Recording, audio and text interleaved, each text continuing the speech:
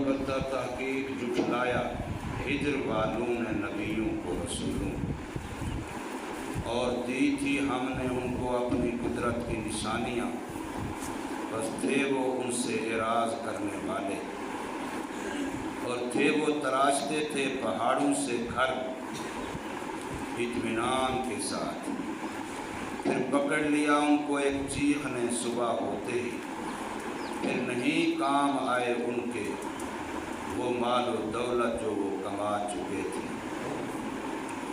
سورہ الحجر کی آیت نمبر 80 سے لے کر کے 84 تک آپ حضرات کے سامنے پڑھی اور ترجمہ کیا۔ اس میں قوم سمود کا تذکرہ ہے۔ قوم سمود ہجر کے علاقے میں آباد تھی۔ ان کی طرف جو نبی بھیجے گئے وہ حضرت صالح علیہ السلام ہیں۔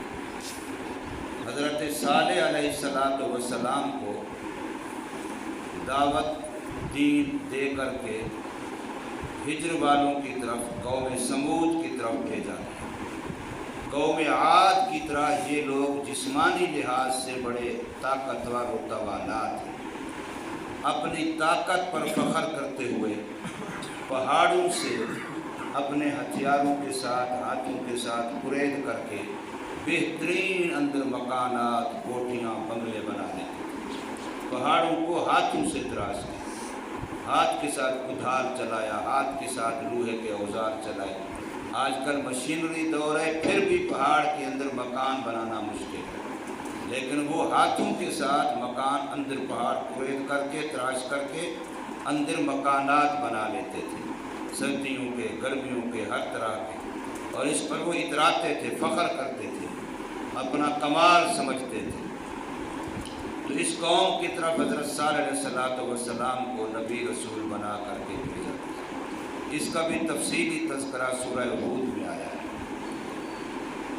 انہوں نے تبلیغ شروع کی، بات شروع کی، دعوت شروع کی، تو قوم جسے عام روٹین ہے کہ جلدی بات نہیں مانتے، تو نہیں مانا انہوں نے، اور منہ مانگے معجزے، اوٹ پٹانگ معجزے، حتیٰ کہ یہ مطالبہ کیا یہ جو بڑا پتھر پڑا ہے اس پتھر سے اونٹنی نکلے، اور وہ بھی اتنی بڑی عمر کی کہ گابھن ہو، بچہ دینے کے لیے تیار ہو، اس طرح کی اونٹنی اس بے جان جماد پتھر سے نکلے ہماری آنکھوں کے سامنے، پھر ہم مانیں گے کہ آپ اللہ کے نبی ہیں اور آپ کے ساتھ اللہ کی طاقت ہے۔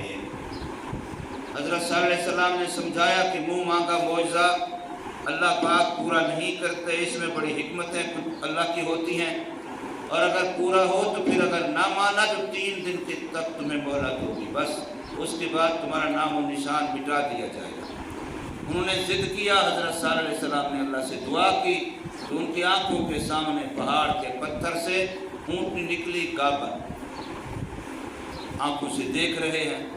اب اس کے بعد ان کے لیے آزمائش تھی کہ چراگاہ میں اور پانی کے چشموں میں باری مقرر ہوگی، ایک دن یہ اونٹنی چرے گی، پانی پیے گی، اور ایک دن تمہارے جانور چریں گے، پانی پیے گی۔ خدا کا کرنا معجزہ تھا، وہ اونٹنی جس طرف جاتی پورے کا پورا جنگل وہ اس طرح چر لیتی کہ کل ان کی جانوروں کے لیے چرنے کے لیے کوئی چارہ ہی نہ ہوتا، اور چشمے کا پانی وہاں تالاب کا پانی اتنا پی لیتی کہ مکمل خشک کر ان کے جانوروں کے لیے پانی ہی نہ ہوتا۔ اب ایک اونٹنی اس طرح سے معاملہ، تو لوگ تنگ آ گئے، آخر آپس میں سوچا اور 2-4 بدبخت تیار ہوئے، اس اونٹنی پر کلہاڑیوں سے حملہ کیا، اس کی ٹانگیں کھینچیں کاٹ دی تاکہ چل پھر نہ سکے، تو اس پر پھر اللہ تعالیٰ کا ان پر عذاب آیا۔ تو فرمایا وَلَقَدْ كَذَّبَ أَصْحَابُ الْحِجْرِ الْمُرْسَلِينَ، اور پکی بات ہے کہ جھٹلایا ہجر والوں نے رسولوں۔ اب سوال ہوتا ہے کہ ان کی طرف تو ایک رسول آیا تھا حضرت صالح علیہ السلام، اور قرآن کہہ رہا ہے مرسلین نے تمام رسولوں کو جھٹلایا، حالانکہ باقی رسول تو ان کی طرف آئے ہی نہیں ہیں، ان کی طرف تو ایک رسول آیا، انہوں نے اس کو نہیں مانا، تو قرآن یہ کیوں کہہ رہا ہے کہ انہوں نے سب رسولوں کو نہیں مانا؟ اس کی وجہ یہ ہے کہ جتنے بھی دین کے عقائد ہیں، اعتقادیات ہیں، ضروریات ہیں، جن کو ماننے سے بندہ مسلمان بنتا ہے، مسلمان بنتا ہے تمام اعتقادیات کو ماننے سے. جتنے بھی عقائد ہیں، جتنے بھی اعتقادیات ہیں، سب کو ماننے سے بندہ مسلمان بنتا ہے. اور کافر بنتا ہے کسی ایک کو نہ ماننے سے. ان میں سے کسی ایک کا انکار کرے تو کافر بن جاتا ہے. اس لیے مسلمان بننے کے لیے تمام رسولوں کو ماننا ضروری ہے، اور کافر ہونے کے لیے کسی ایک کا انکار کافی ہے. اور کسی ایک کا انکار گویا ایسا ہے جیسے تمام نبیوں کا انکار کرتا ہے. اس لیے یہاں انہوں نے اگرچہ بظاہر ایک نبی کا انکار کیا، لیکن ان کو تمام نبیوں کی تکذیب کرنے والا کہا گیا، اس لیے کہ ایک کی تکذیب سب کی تکذیب ہے. کوئی کہے کہ میں سارے قرآن کو مانتا ہوں، فلاں آیت کو نہیں مانتا، تو اس کو یہی کہا جائے گا کہ یہ قرآن کو نہیں مانتا. اس کو یہ نہیں کہا جائے کہ یہ سارے قرآن کو تو مانتا ہے لیکن ایک آیت کو نہیں مانتا. سارے دین کو تو مانتا ہے، صرف زکوٰۃ کو نہیں مانتا. سارے دین کو تو مانتا ہے، صرف روزے کو نہیں مانتا. ایسا نہیں ہوگا. جو کسی بھی ضرورت دین، عقیدہ دین میں سے کسی کا انکار کرے گا تو اس کو پورے دین کا منکر کہا جائے گا کہ وہ پورے دین کو وہ نہیں مانتا. تو اس لیے فرمایا کہ ہجر والوں نے تمام رسولوں کی، نبیوں کی تکذیب کی. وَآتَيْنَاهُمْ آيَاتِنَا، اور ہم نے ان کو اپنی قدرت کی نشانیاں یعنی معجزات دیے. فَكَانُوا عَنْهَا مُعْرِضِينَ، لیکن وہ ان سے منہ پھیرنے والے، اعراض کرنے والے تھے.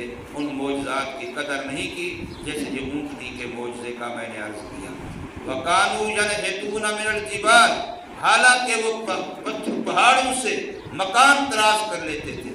اس سے اشارہ کیا کہ بندے کے اندر کتنے جسمانی، ظاہری، دنیوی کمالات، اتنی ڈگریاں بھی ہیں، اتنے عہدے بھی ہیں، اتنی فیکٹریاں بھی ہیں، اتنے کارخانے بھی ہیں، اتنا بینک بیلنس بھی ہے، اتنا بنگلے کوٹھیاں بھی ہیں. کچھ بھی ہو لیکن اگر دین نہیں ہے تو وہ کچھ بھی نہیں ہے.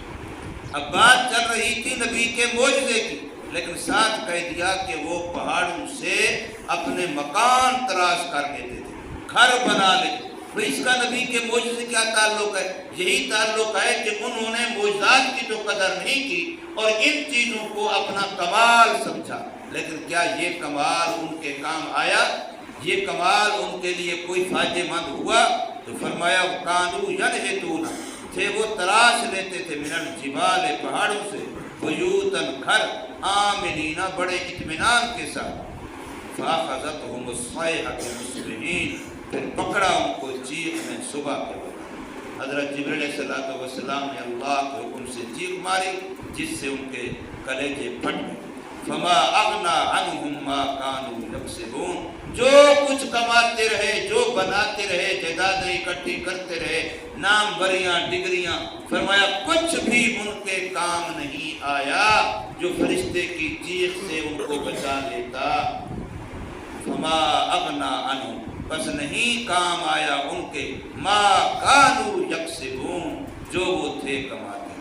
کانوا یکسبون، مضارع پر جب کانا آ جائے تو یہ ماضی بعید کی طرح بن جاتا ہے.